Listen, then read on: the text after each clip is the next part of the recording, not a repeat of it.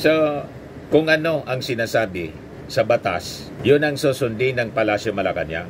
Malinaw na mensahe mga kababayan kay Bato de la Rosa and the rest of the officials of the previous administration. Sabi nga kasama si Sara Duterte, iwan ko kung dito sa posibleng ilabas na warrant of arrest kasama si Sara Duterte. Kasi noon, mismong si Sara Duterte yung nagpalitaw ng balita. Siguro tinitest niya yung waters, testing the waters, or nagpalitaw siya ng ganong balita para mag-react yung Palasyo Malacanang or yung ICC.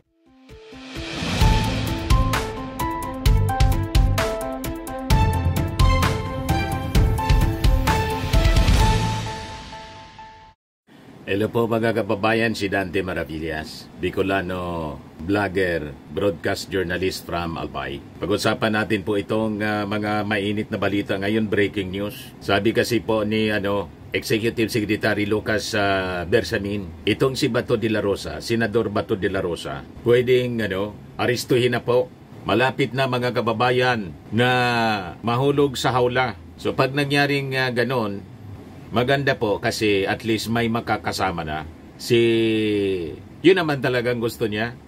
Walang iwanan sabi ni Bato de la Rosa. O di makakasama na niya sa kulungan mga kababayan, magiging magkakusa na sila ni dating Pangulong Digong. Anyway, sabi ni Bato de la Rosa mga kababayan, hindi siyang magiging ganyan. Hindi siya magiging kilalang Bato de la Rosa hanggang maging senador. Chief PNP muna hanggang maging senador. Kung hindi sa dating Pangulong Digong. Kaya laki ng utang na loob ni Bato de la Rosa. Kaya nga yung mga motion niya sa Senado, una kay Sara Duterte, motion to dismiss yung impeachment case. Ngayon naman, pumirma kasama yung mga Duterte senators, si Bongo, si Robin Padilla, ng isang resolusyon para sa interim release, house arrest para kay Digong. O ngayon, with that, ito yung breaking news. Sabi ni Lucas Bersamin, De La Rosa may be arrested over drug war in ICC. If ICC asked, nagpaparamdam na po mga kababayan yung Palasyo Malacanang na malapit na po. At pag-usapan din natin ngayong umaga dito sa ating episode na to, confirm po yung pinakalat na police report mula sa LA. Nasabi, dawit si First Lady Lisa Marcos na pinakalat po ni Bobby Tiglao, isang veteranong journalist na naging fake news peddler na. Fake nga po. Ang naglabas mismo ng balita, nag-verify po, Net25, kaalyado ng mga Duterte. Nilaglag yung mga Duterte ng Net25. Confirm. Fake nga po. So yun ang ating pag-uusapan ngayon mga kababayan. But before that, dito muna tayo sa ating joke time portion para lighter lang yung ating presentation ng mga discussions po. Padala mga kababayan ni Joe Prihinal. Nag-uusap yung mag-ina. Tanong ng anak sa kanyang nanay. May ginagawa yata, may finifill upan. Sabi ng anak, Nay, ano po ba yung ibig sabihin ng sex? Sabi ng nanay, ay, iyan anak yung ginagawa ng mag-asawa para ipadama nila yung kanilang pagmamahalan. Sabi ng anak, ang haba naman inay, ang haba naman anya. Paano ko kaya pagkakasyahin siya sa aking biodata?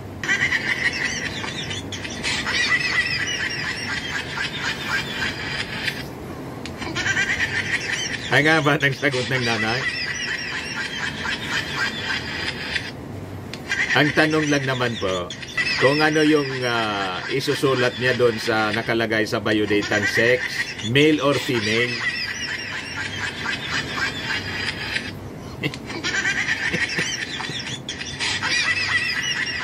Iba yung pumasok sa isipan ng nanay. Nagpi-fill up lang ng biodata. Mali yung pagkaintindi. Hindi kasi maliwanag yung tanong ng anak. Ayan tuloy. Iba yung pumasok sa isip ng kanyang nanay. Ang haba niya ng sagot ninyo. Hindi kasi sa biodata ko.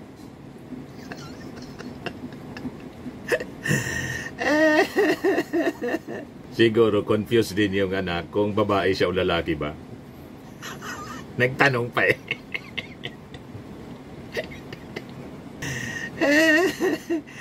Nalilito din siguro ng kanyang gender kung ilalagay niya lalaki o babae siya. Anyway, matik na po. 200 pesos. Padala niyo po yung inyong GCash number. Kasama ka na rin dito sa ating monthly draw. Pag nabunot, 5,000 pesos. Pag hindi, sa December po, grand draw, 10,000 pesos yung cash prize. Di ba, balik tayo dito sa ating topic mga kababayan. Kung saan, sa tingin natin, ito yung tinatawag na writings on the wall. Nang ibig sabihin mga kababayan, your days are numbered. Di ba? Palapit ng palapit ang araw mga kababayan na si Bato de la Rosa ay libre pang makakagalaw. At malamang sa malamang tama yung sinabi po ni Attorney Cristina Conti. Mamaya ibigay ko sa inyo kung ano yung sinasabi ni Attorney Cristina Conti in relation dito sa possible arrest ni Bato de la Rosa. Meanwhile, ito muna pong balita dito, kalalabas pa lang po, mainit-init pa. Yan 2 hours ago lang po, mga kababayan. Isang malinaw na pahiwatig. De la Rosa may be arrested over drug war if ICC asked, sabi po ni Bersamin. Ako ang reading ko po, malamang hawak na ng Interpol, hindi magsasalita na ganito without reliable information na nakarating sa Palasyo Malacanang. At I think may inside knowledge din po si Attorney Cristina Conti, yung abogado, mga kababayan na tumutulong sa mga biktima ng crimes against humanity, ng AGK. Siya yung unang nagsalita nito several days ago, na-interview siya mga kababayan. And this is statement ni Lucas Bersamin mga kababayan, nagpapakita malapit na. And I think baka biglang mag-disappear na lang po si Bato de la Rosa. Di ba? Kasi yung plano niya na humingi ng proteksyon mula sa Senado, malabo po yon na maproteksyonan siya ng Senado. Alangan man dyan na siya titira sa Senado para hindi siya maaresto. Di ba? Kahit pa sabihin, mga kababayan, na suportado siya ni Chis Escudero. Chis Escudero, pwede siyang pagbigyan, mga kababayan. Siguro, during sessions, hindi siya pwedeng maaresto. But after the sessions, alangan man hindi na siya uwi, dyan na siya titira po. Siguradong susunduin siya ni General Torre. At si General Torre hindi po pasisindak. Hindi nga nasindak ni Digong. Si Bato pa. You see?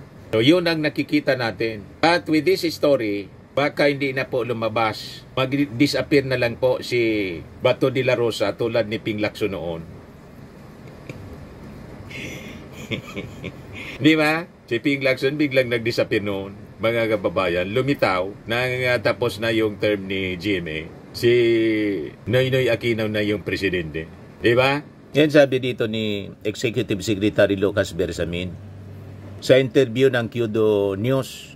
Na ito anyang si Bato de la Rosa would receive treatment similar anya to what we did to Duterte, who was arrested by the Philippine police in March for alleged crimes against humanity over the killings following a warrant issued by the court in The Hague. Sabi dito sa balita ng Inquirer, although the Philippines withdrew from ICC in 2019, under Duterte, authorities are obliged to cooperate with court warrants as the country remains a member of Interpol, which facilitates ICC warrants. Bersamin, a senior member of Marcos' cabinet, spoke after De La Rosa won re-election with the third highest number of votes among contested Senate seats in the Philippines midterm elections in May. So sabi po ni Lucas Bersamin, if there is an Interpol notice anya, we proceed. But if the Supreme Court comes out with a ruling that says you must afford full due process before you surrender anyone, that's what we are going to do. So, kung ano ang sinasabi sa batas, yun ang susundin ng Palasyo Malacanang. Malinaw na mensahe mga kababayan kay Bato de la Rosa and the rest of the officials of the previous administration. Sabi nga kasama si Sara Duterte, iwan ko kung dito sa posibleng ilabas na warrant of arrest kasama si Sara Duterte. Kasi noon, mismong si Sara Duterte yung nagpalitaw ng balita. Siguro tinitest niya yung waters, testing the waters, or nagpalitaw siya ng ganong balita para mag-react yung Palasyo Malacanang or yung ICC kung totoo ang mga nauulinigan nila na mga balita na kasama siya sa isusunod na mga kababayan na i-issuehan ng warrant of arrest or may existing warrant of arrest na kailang hindi pa nare-release. Yung unang mga balita nga, ang sabi, uunahin siya kaysa kay Bato de la Rosa. Pero this time, si Bato de la Rosa, mga kababayan ang sinasabi dito sa balita. Sasabi dito sa Inquirer report, in June, Duterte filed a petition with the ICC seeking temporary release to allow him to stay in another country. The court has yet to rule on the request. Sabi ni Bersamin sa report ng Kyodo News na publish ngayon ng Inquirer, it's up to the ICC to make that decision. It's really a matter of us not having anything anymore to do with the case. So ang ganitong mga statement, ang reading natin po, the palace is setting the stage for another arrest which is looming. At malamang sa ating basa, mga kababayan, baka hawak na po ng Interpol. Baka nga po nasa kamay na ni General Torre. Mamaya, tingnan natin, siyempre, baka magpa-presscon si Bato. Kung magpa-presscon pa siya, mag-react on this report, mga kababayan, na kalalabas pa lang. Or baka biglang mag-disappear na lang po si Bato de la Rosa. Ano tiningin niyo? Baka ganun din si Sara, hindi na umuwi. Di mabutihan niya ni Mr. Maravillas kasi nasa dahig siya. Ang sabi, ang itinerary niya, pagbalik niya sa Pilipinas, aalis din siya. Immediately, connecting flight papuntang South Korea kasi may rally doon na inorganize para sa Bring Duterte home, mga kababayan. Doon na lang naubos yung panahon ni Sara Duterte. Araw-araw ginawa na ni Sara ang non-working holiday.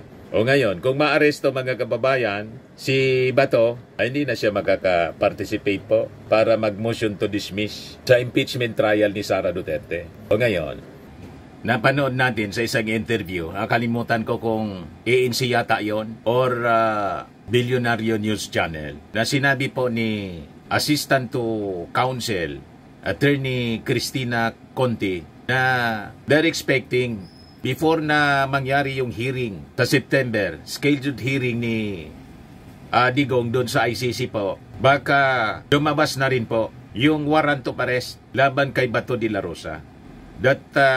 That was several days ago, mga kababayan, na panood natin. And this time, ito yung statement po ng Palasyo Malacanang na nagsasabi, De la Rosa may be arrested over drug war if ICC asked, sabi po ni Lucas Bersamin. So ito mga pangitain, mga kababayan, mga pahiwatig, malapit na po matulad kay Digong, itong si Bato de la Rosa. Hindi man magsasalita ng ganyan si Lucas Bersamin kung hindi reliable yung information niya. Sabi ko nga, baka nga nandyan na, naghihintay lang ng tamang timing. Bakit niya Mr. Maravillas in-announce pa, hindi na lang ni-release? May mga dahilan, mga kababayan, kung bakit naglabas ng ganitong statement po ang Palasyo Malacanang. Siguro para tingnan kung ano yung magiging reaction po ni Bato de la Rosa at kanyang mga supporters.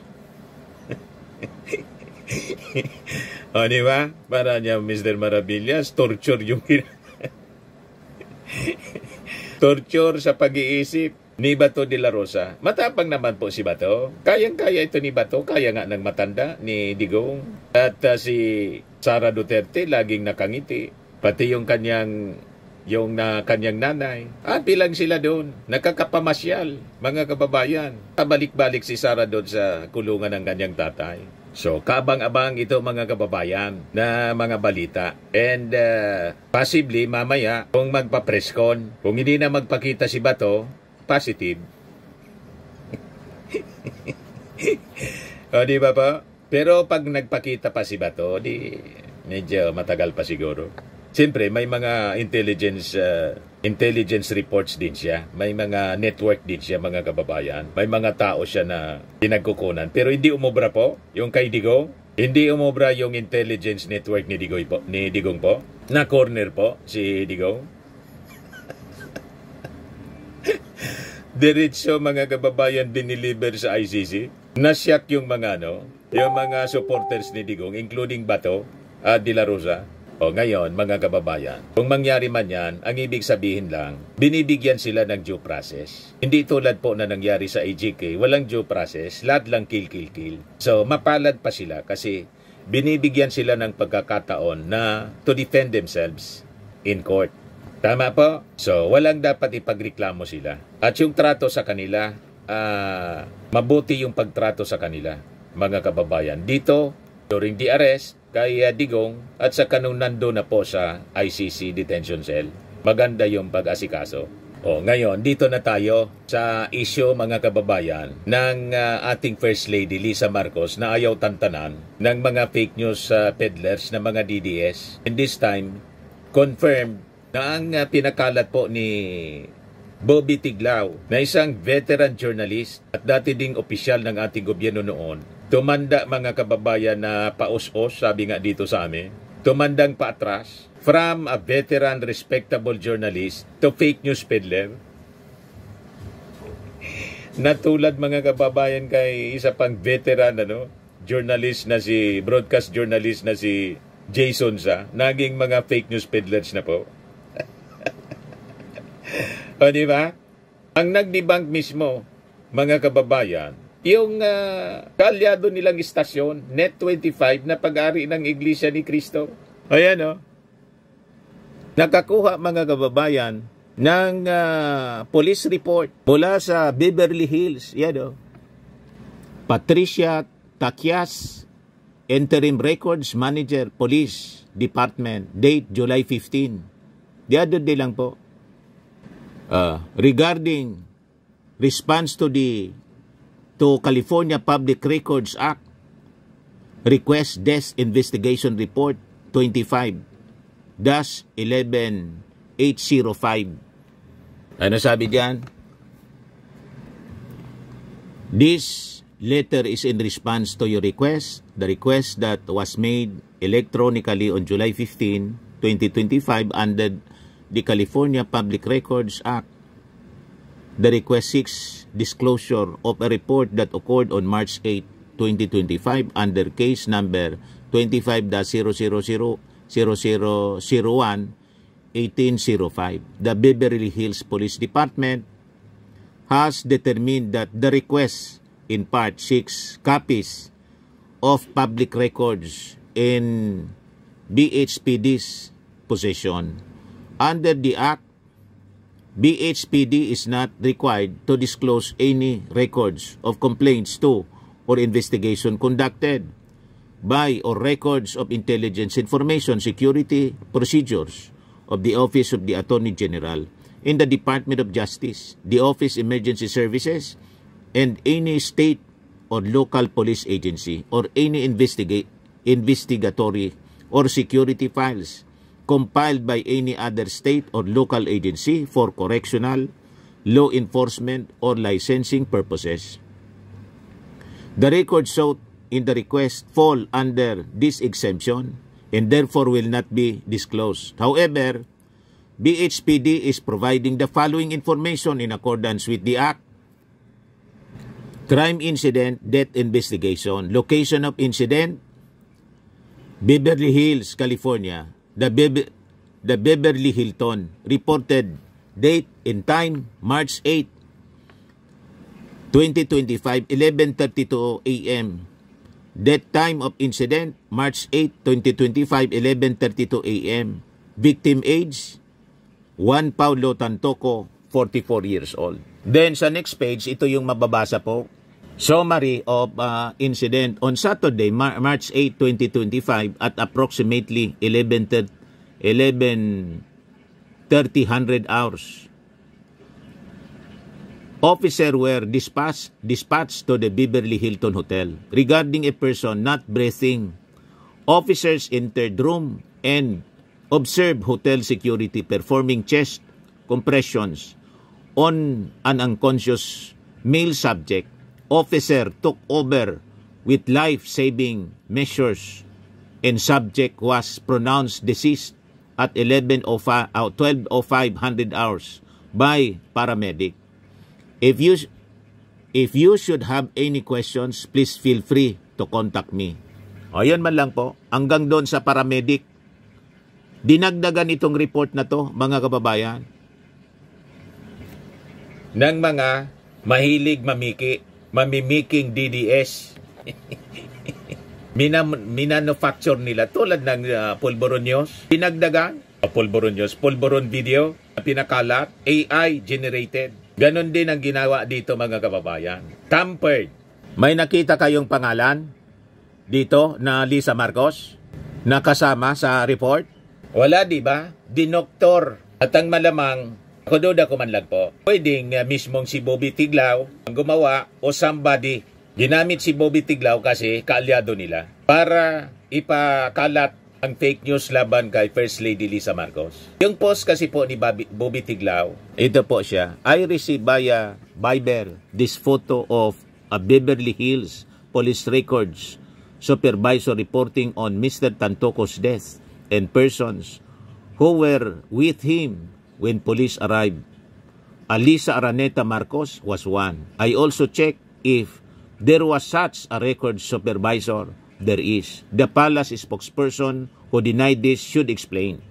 So ito yung pinakalat, mga kababayan, ni Bobby Tiglao. Pinakalat din ni Richard Poon, na biktima din, yung artista yata to. Nakita ninyo ito? Tampered siya. Ito yung tampered. Tapos may dagdag na, may pangalan na ni Lisa Marcos. Oh. Yung original na report, mga kababayan, hanggang paramedic lang. Dinagdag itong, and the cause is initially suspected to be drug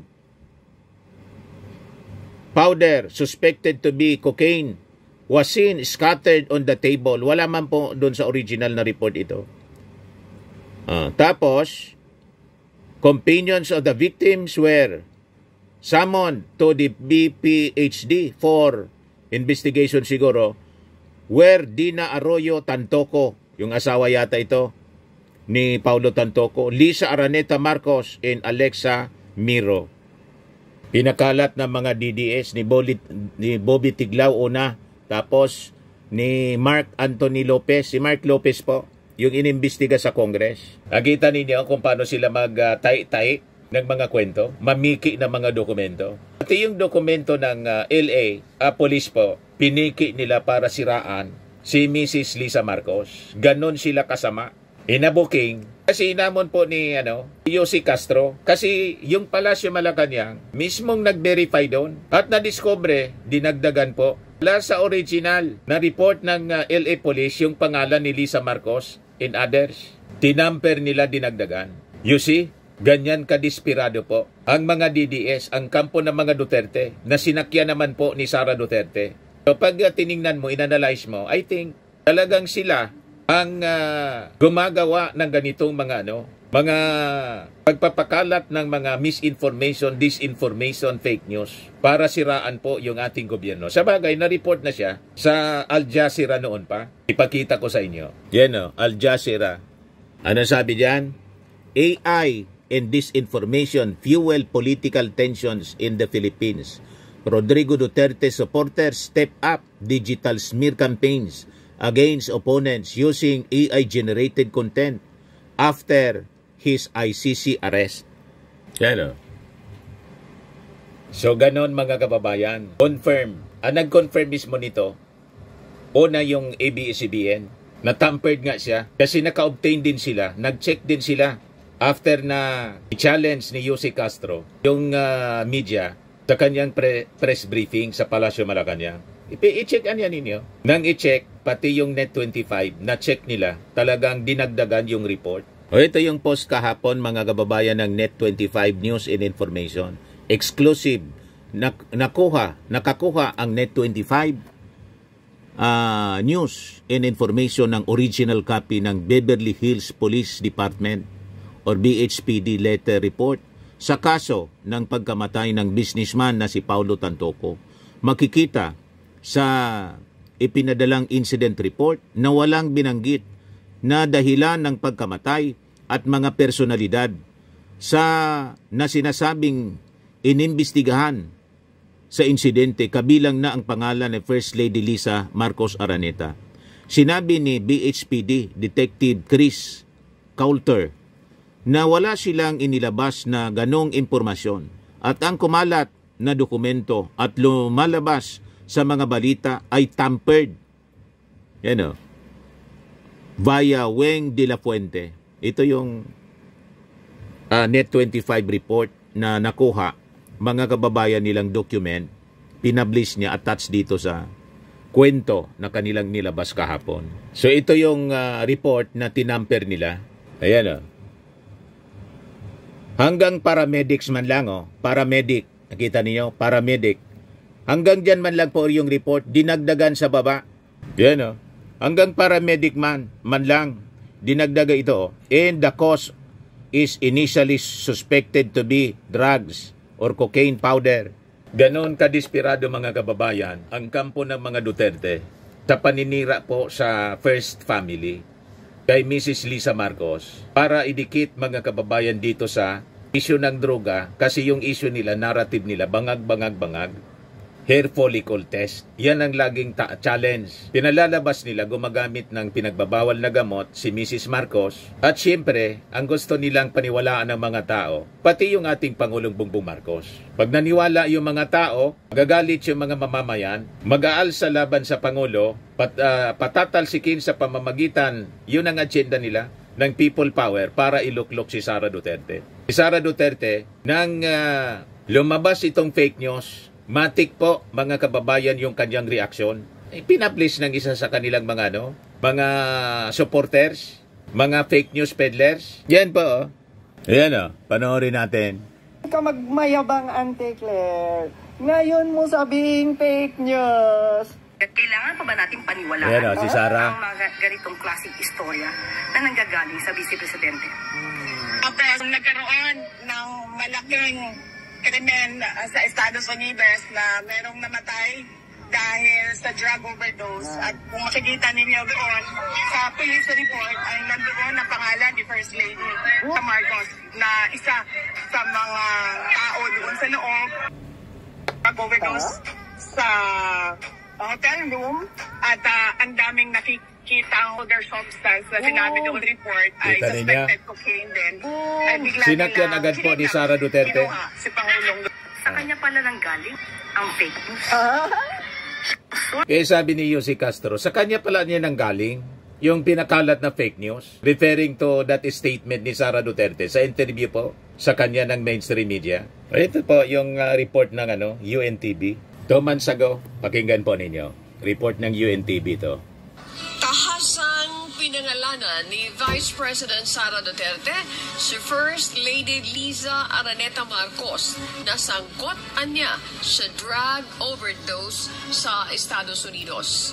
Ayon sa pangalawang Pangulo, makikita ang pangalan ng unang ginang sa police report na may kaugnayan sa nasabing insidente. Iginiit din ni VP Sara na ginamit lang ang pag-aresto kay dating Pangulong Rodrigo Duterte para ilihis ang atensyon ng publiko mula sa isyu na kinasangkutan ng unang ginang.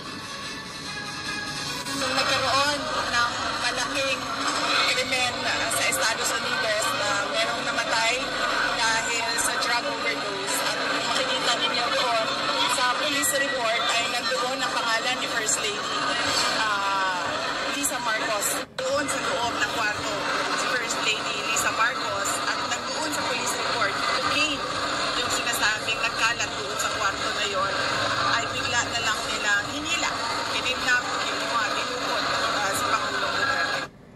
So malinaw mga kababayan kung sino ang nasa likod nitong mga paninira at pagpapakalat po ng fake news in relation po sa sabi, sangkot si First Lady Lisa Marcos. Mismong si Sara Duterte po ang nagpapakalat kasama yung kanyang mga supporters ng mga journalist and DDS vloggers. Napakalinaw. Tinamper po yung document. At ang mismong nag-confirm na it is tampered, alyado nilang istasyon, Net25. Nilaglag sila ngayon. Kita ninyo, mga kababayan, ang gawaing masama po, ang kasinungalingan, may hangganan, nothing concealed which shall not be revealed, or hidden which shall not be made known. O di, nabuking sila ngayon mga kababayan. Confirmed na mahilig sila sa pagpakalat ng fake documents, fake video, yung pulburon, fake document, pati yung report ng LA, police report, tinamper po para siraan si First Lady Lisa Marcos at yung ating Pangulong Bongbong Marcos sa isyu ng droga. Yan mismo ang report ng Al Jazeera. Al Jazeera, AI and disinformation fuel political tensions in the Philippines. Rodrigo Duterte supporters step up digital smear campaigns against opponents using AI-generated content after his ICC arrest. Al Jazeera mismo ang nag-report. Ito si Jose Claire Castro. Pakinggan po natin tungkol dito sa Peking document. Kahapon po sinabi po natin, iyan pong police report na yan na kanilang pinost, shinare, at ipinakita sa taong bayan, yan po ay peke. Malakas ang loob po natin na sabihin yan dahil alam po natin ang katotohanan. Sinabi po nga natin sa media na kayo din po ay mag-imbestiga para malaman niyo po ang katotohanan. With your copy, napakita po natin, napatotohanan po natin na yung police report na kanilang pinost sa kanilang Facebook account ay totoong peke. Digitally altered. Nilagay lamang po ang pangalan ni First Lady Lisa Marcos para po maisama sa issue na ito. So, una pa lamang po, peking video, peking police report. Ano pa po ba ang aasahan natin sa kanila? Puro sila tanim, ebidensya, puro pang-iintriga.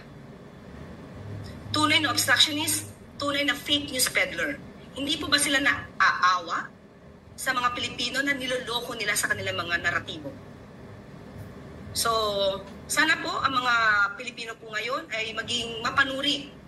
Piliin naman po ninyo ang inyong pakikinggan. Kayo na po mismo ang mag-imbestiga gamit po ang mainstream media at iba't iba po mga responsableng social media content creator. Sabi ko sa inyo, pag mga DDS vloggers po, kampo ng mga Duterte, ang pabrika po kasi ng fake news, sabi ni E.S. Lucas Bersamin, si Digong mismo, mga Duterte mismo. And this time, confirmed si Sara Duterte, pinatulan niya yung fake news. So, we can assume na aware siya na ang mga pinapakalat na fake news, malamang siya pa nga po yung nag-utos. O di ba? Baka nga, mga kababayan, kasi bakit ito gagawin ng kanyang mga supporters? Kung walang basbas, you see, ganon katindi, kasama, mga kababayan, yung mga pinagagawa nila. Pero yung ating Pangulong Bongbong Marcos, unbothered, hindi man po apektado, sige lang ang trabaho. Yan ang ating Pangulo. Walang buwis na masayang pagkatapos ng 10 taon na paradahan, pinaandar na ng PBBM admin ang ilang Dalian trains upang magatid ng ligtas at komportabling biyahe sa mga pasahero ng MRT-3. Yan yung ating Pangulo. Tuwang-tuwa yung mga senior citizens. So, binigyan ng 50% discount sa paggamit po pagsakay sa LRT 1, 2 and MRT 3. Ang nagsimula po ng MRT, LRT, yung tatay ng ating Pangulong Bongbong Marcos. At ngayon, pinapaganda niya. Pati yung subway, mga kababayan. Ang mga plans for subway, mula po sa tatay ng ating Pangulong Bongbong. Pati yung mga skyway. Yan ating Pangulo. PBBM eyes inauguration of Metro Manila Subway Project by 2028. Binisita niya po. Sabi ng ating Pangulo, basta tingnan natin. Lahat naman ay nag-agree na kailangang bilisan para naman maging mas maginhawa ang kanilang pag-commute. Sabi ng ating Pangulo. Ito yung Dalian trains. Pinaandar na ng ating Pangulo. 3.7 billion MRT trains gathering dust in depot. Yan Pinaandar na. Finally hit track, sabi dyan. President Marcos makes Dalian trains final hit tracks after 10 years. Pinabayaan po ng previous administration, COA, 48 Dalian trains for MRT3 remain unused. Tinandar na ng ating Pangulo. O ito yung pagbisita niya sa subway, mga kababayan, para maibsan ang traffic sa Metro Manila. Sabi diyan, patuloy ang pagtiyak sa agarang pagkumpleto ng Metro Manila subway, ang kauna-unahang underground railway system ng Pilipinas. Sa Camp Aguinaldo Station, ininspeksyon ni Pangulong Ferdinand R. Marcos Jr. ang status ng proyekto, kabilang ang pag-install ng mga tunnel segment. Sa tulong ng subway, nasa 519,000 na pasahero bumabiyahe mula Valenzuela hanggang Parañaque at pabalik ang inaasahang mabibigyan ng mga maginhawang commute. Mabibigyan ng mas maginhawang commute araw-araw. Napakasipag ng ating Pangulong Bongbong habang si Sara Duterte masipag manira at laging non-working holiday araw-araw. Hindi man nagtatrabaho. Nandun sa dahig, sige pa-interview mga kababayan. At yung pa-interview niya, panira sa ating administrasyon. Laging bukang bibig ang paninira mga kababayan habang nagtatrabaho ang ating Pangulong Bongbong. Kita niya, kaya mataas yung ratings ng ating Pangulo. Tumaas ng 10%. At si Sara Duterte, bumaba yung ratings niya. Tapos sabi sa SWS, pati yung mga taga Mindanao, 52%. 66 sa buong Pilipinas, 52% sa Mindanao. Mga Mindanawans, gustong harapin na ni Sara ang impeachment trial. You see, sawang-sawa na sila sa isang opisyal na walang ginagawa, kundi manira, tapos ayaw pang sagutin yung mga akusasyon laban sa kanya sa maling paggamit ng confidential funds. Sa mga naghanap ng malinis and spacious fitness gym, pumunta lang po kayo sa aming Colossal Fitness Gym. We also offer Grab Car Rental with our brand new 2023 model ng Toyota Innova. We also accept booking for those who are planning to travel via PAL, Cebu Pacific, and other airline companies, local and international, and bills payment for Meralco Bills, PLDT, Aleco Bills, etc. Ang Colossal Fitness Gym is located at 3rd floor Security Bank Building, Landco Business Park, Legazpi City, Albay. For inquiries, look for Chilon Maravillas, contact number 0966-802-0949. Yan yung aming Innova. Lagi na pong matao sa amin. Pati mga foreigners po, tingnan ninyo, mga British tourists sila. Ang lalaki ng katawan na, mga kababayan, nag-gym sa amin. Ito naman po, Indian National. Ito mga mga European sila. Ito naman yung bago naming product na binibenta online, Eye Glow Serum. Whitening po siya galing sa South Korea. Tingnan ninyo yung epekto sa aking anak na architect entrepreneur, Riz Maravillas. For inquiries, look for Riz Maravillas on FB. Ito naman po yung Firmax Firming and Lifting Cream. Anti-aging po siya. Mainam po siya sa mga pains at paninigas ng mga kaso-kasuan. Ito po, Automax Radiant Serum. Sa mukha naman yung application. Anti-aging po siya. You will look 10 years younger than your age. Ito naman po yung I Am Worldwide Amazing Pure Organic Barley Powder Drink Mix from Australia. Endorsed by Maritoni Fernandez, isang cancer survivor. So gustong magnegosyo nito, mag-message lang kayo sa amin. Ito yung aming business partner sa Australia. Nagnegosyo po nito. Yan, ang dami naming stocks. Message na lang po kayo sa akin, Dante Maravillas blog or Dante Maravillas Facebook account. Ang mga health benefits niya, boost immunity, improves digestion, enhances energy levels, packed with antioxidants, prevent cancer. Pwede din kayo mag-message at magpa-orient ng negosyo sa aking anak, architect entrepreneur Riz Maravillas. Sa mga mahilig sa imported bags and wallets, pumunta lang po kayo kay Ma'am Eileen Rosales, i-message ninyo siya. Eileen Closet. Yan si Ma'am Eileen Rosales. Ito naman po yung bago naming product na binibenta online. Eye Glow Serum, whitening po siya. Tingnan ninyo yung epekto sa aking anak na architect before and now. Yung mga inquiries po ninyo, dumiretso na lang kayo sa kanyang Facebook account, Riz Maravillas.